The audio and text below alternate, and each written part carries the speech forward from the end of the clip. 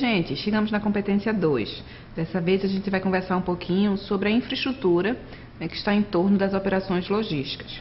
E aí, a ideia da gente é comentar, como a gente sempre costuma fazer, em princípio, os conceitos, as definições que estão por trás do termo infraestrutura e tudo aquilo que orbita em torno dele. É interessante que a gente conheça melhor o que é essa infraestrutura, ou quais são essas infraestruturas, né, e a forma com que isso se relaciona com as nossas operações, com as nossas atividades. E na sequência a gente vai conversar sobre cada uma delas, aí voltando a atenção única e exclusiva, por exemplo, para a infraestrutura de transportes, a infraestrutura de comunicações, a infraestrutura dos serviços públicos, porque a ideia da gente aqui é debater e saber um pouco mais sobre de que forma tudo isso vai interferir, de forma ativa ou passiva no nosso dia a dia, né? Nas operações que vamos desenvolver. Percebam e tentem abrir a cabeça de vocês para o fato de que nem sempre a realidade com a qual a gente está acostumado a trabalhar aqui no nosso país vai se repetir lá fora. Talvez a gente chegue, né, a se deparar com situações onde a infraestrutura do país com o qual a gente está negociando seja muito melhor, o que seria ótimo.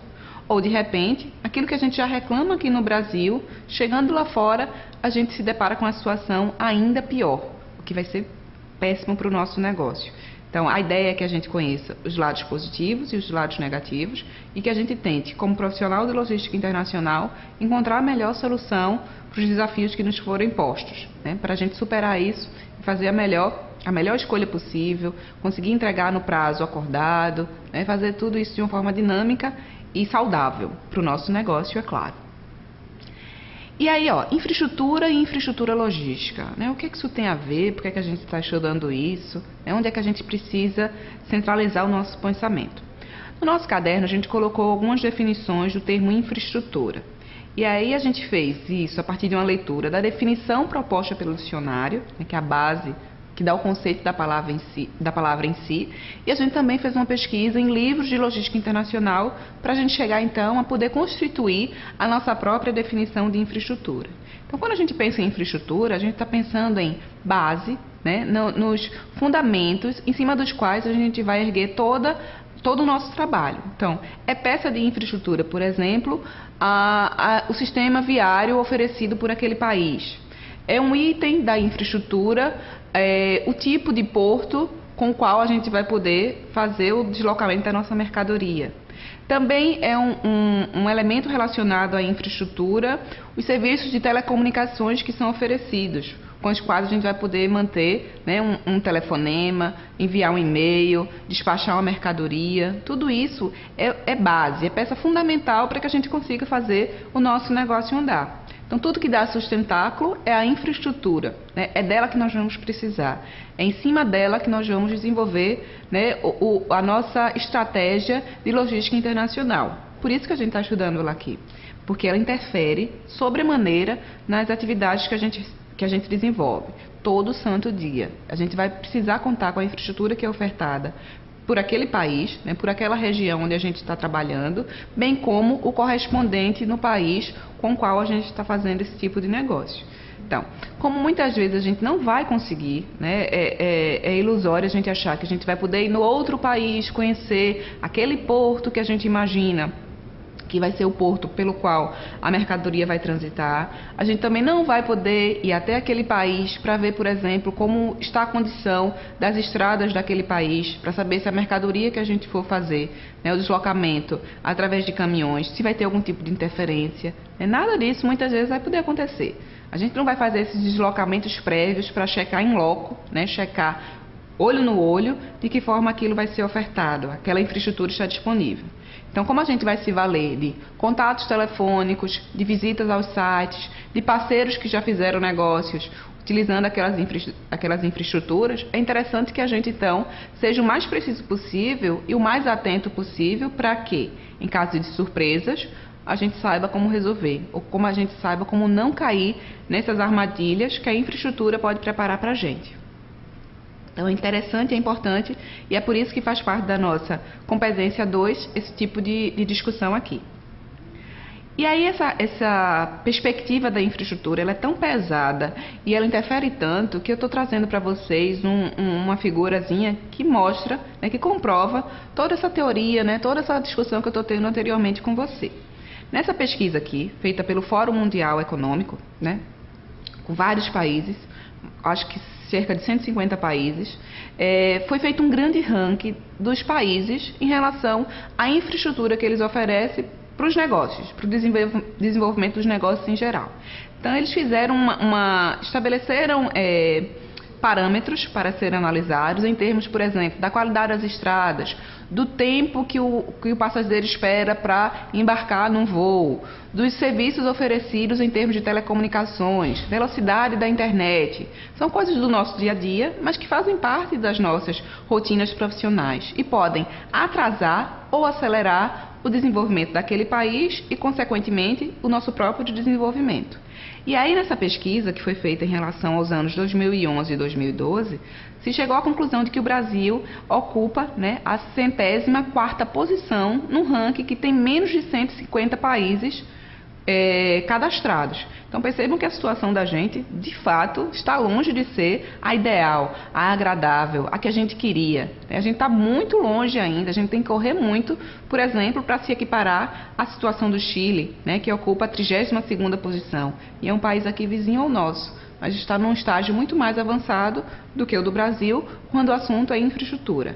Aí você pode me dizer, professora, poxa, peraí, né? O Brasil tem dimensões continentais, o Chile é aquela coisinha, né? Aquela coisinha mais comprida, né? Aquela tripinha ali.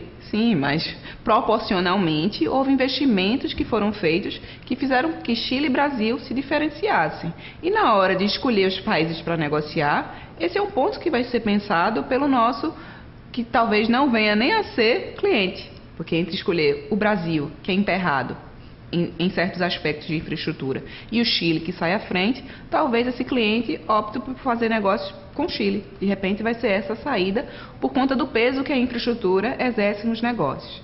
Então deem uma olhadinha, essa mesma imagem está lá no nosso caderno. Eu chamo a atenção de vocês para que vocês percebam, né, e façam as correlações, né? A ideia aí é que vocês fiquem livres para fazer os questionamentos. Então, eu espero vocês lá no fórum para a gente discutir um pouquinho melhor sobre esse quadro. Mas percebam que a situação da gente não é boa. Com relação agora a cada uma das infraestruturas que a gente vai ver, né? A gente vai começar trabalhando com a infra de transportes, depois a gente vai comentar um pouquinho sobre a infra de comunicações, né? De comunicações no geral, e a infra de serviços públicos. Transportes tem um peso crucial naquilo que a gente faz todo santo dia. Porque é no transporte que está grande parte do peso das operações logísticas. Então tem essa estatística aqui, né, do Vieira, que é um dos autores que fazem parte das nossas referências bibliográficas, que mostra que 51% dos custos da logística correspondem aos custos com transporte. Então a gente não está falando de algo que tem um peso pequeno, a gente está falando de um percentual elevadíssimo, que faz com que a gente precise voltar toda a nossa atenção para que esse número não oscile muito. A ideia é que a gente reduza isso ao máximo possível, porque a gente está falando de custo, né? A gente não está falando de lucro, a gente está falando de despesa. E é uma despesa que a gente não pode deixar de fazer, porque na realidade vai ser toda a base, né? A mercadoria sair de uma ponta a outra, sendo transportada, é tudo que nos sustenta, né? É isso que a gente vai precisar fazer. Mas a gente precisa fazer isso da maneira mais eficiente possível, né? Primando pela eficácia.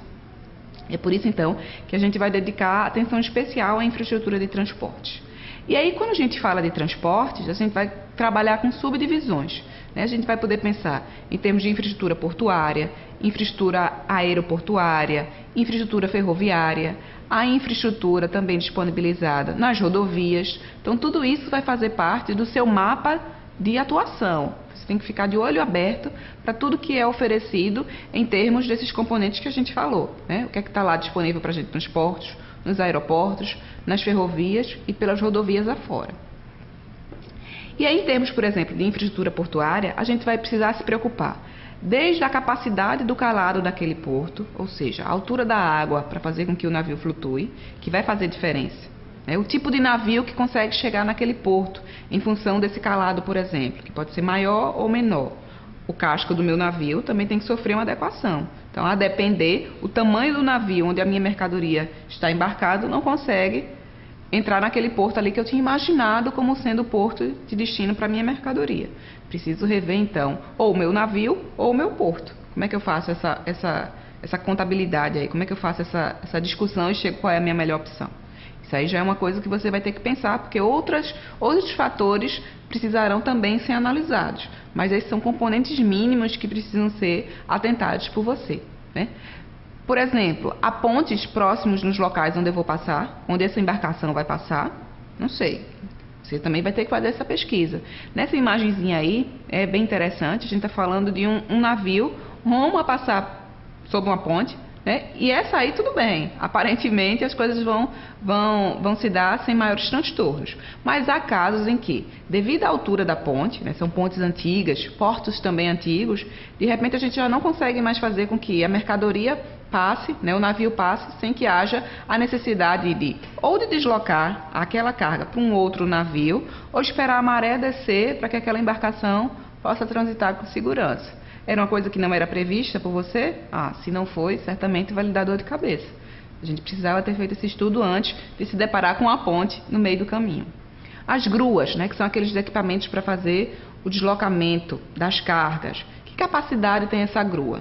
O interessante é que, no local do embarque, a grua que você utilizou para fazer o embarque da mercadoria no navio tem a mesma capacidade lá no porto de destino. Porque se a capacidade for inferior, como é que você vai fazer o desembarque? Como é que você vai poder fazer essa mágica acontecer? Então, atenta a isso também. É a capacidade que o porto de destino vai ter para fazer o descarregamento das suas mercadorias, os armazéns que aquele porto de destino vai oferecer para você. De repente os pátios estão tomados e aí não há espaço para os contêineres que você trouxe. Faz o que com esse contêiner agora? E se a carga for perecível, né? E se for algum tipo de mercadoria que não precise, não possa, em hipótese alguma, ficar lá sob sol, sob chuva, como é que você sai dessa enrascada? A ideia é que você previamente se prepare para essas coisas que podem acontecer se você não fizer uma grande análise, né? Uma operação muito bem casada, muito bem constituída, para não se deparar com problemas dessa natureza. Conexões, né? O porto em si, ok, perfeito, mas que conexões ele oferece por exemplo, com ferrovias? A carga chegou no navio, não vai ficar mais no navio, ela precisa ser escoada. E a opção que você acha como sendo a mais barata, você já contabilizou, é fazer esse seu escoamento através das vias ferroviárias. Tem trem por perto? Há conexão?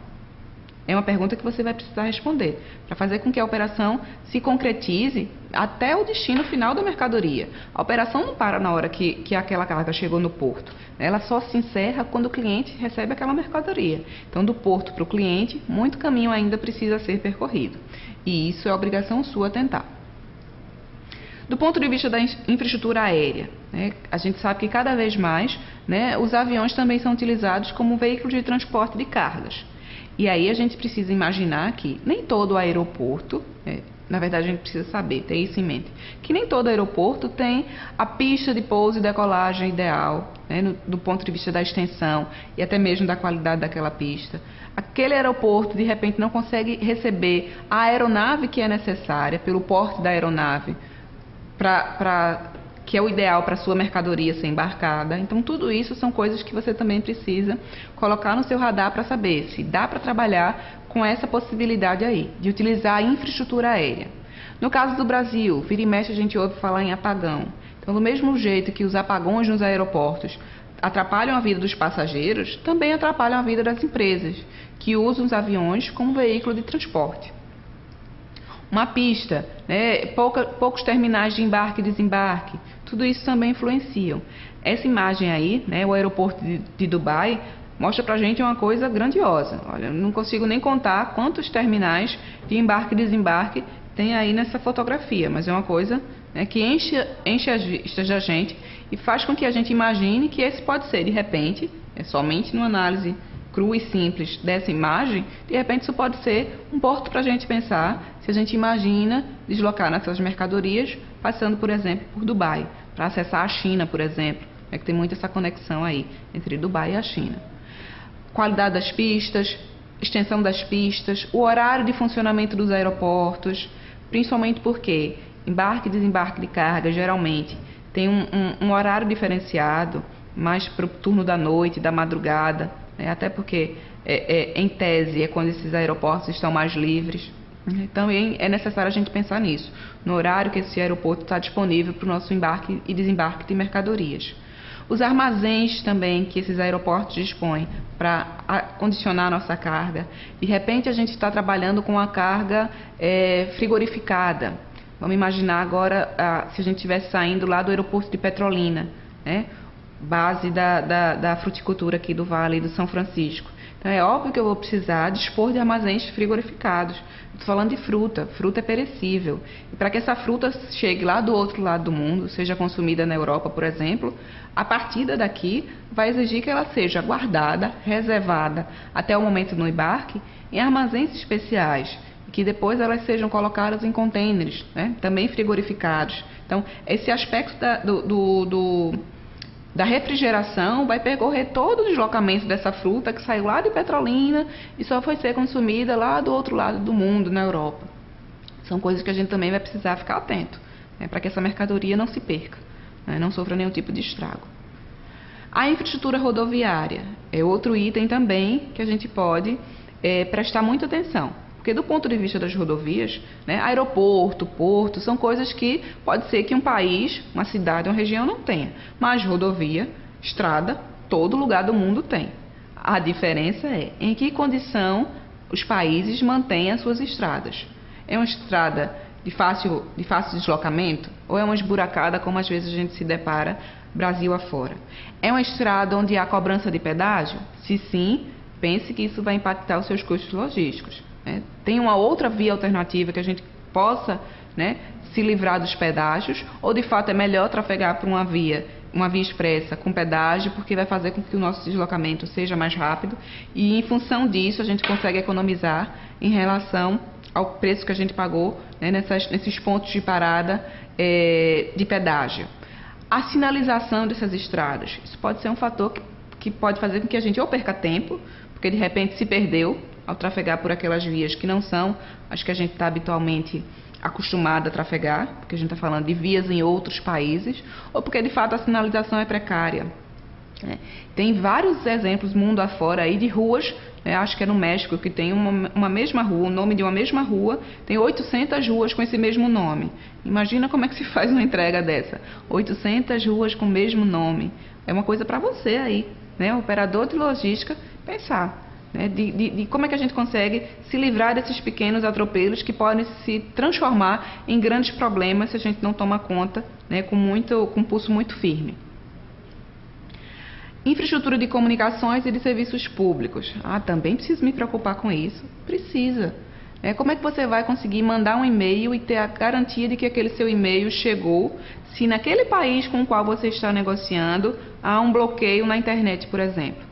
Vira e mexe a gente ouve falar em alguns países, principalmente asiáticos, onde a internet é uma coisa ainda, né, que não é muito bem aceita pelos países, há bloqueios a alguns tipos de site. Então você aqui é acostumado, né, a navegar normalmente, numa velocidade também de conexão boa, pode ser que se depare com um país e precise negociar com uma pessoa daquela região que não tem a mesma facilidade que você tem. Pode ser que você não esteja acostumado com a velocidade de internet tão rápida como aquele parceiro comercial que você adquiriu do outro lado do mundo e ele espera de você uma resposta muito mais ágil, mas você não tem condição de dar porque a sua velocidade de conexão de internet não é das melhores. Então também são coisas que podem parecer pequenas, mas que fazem diferença e precisam de uma boa gestão sua para saber de que forma você pode resolver essas situações.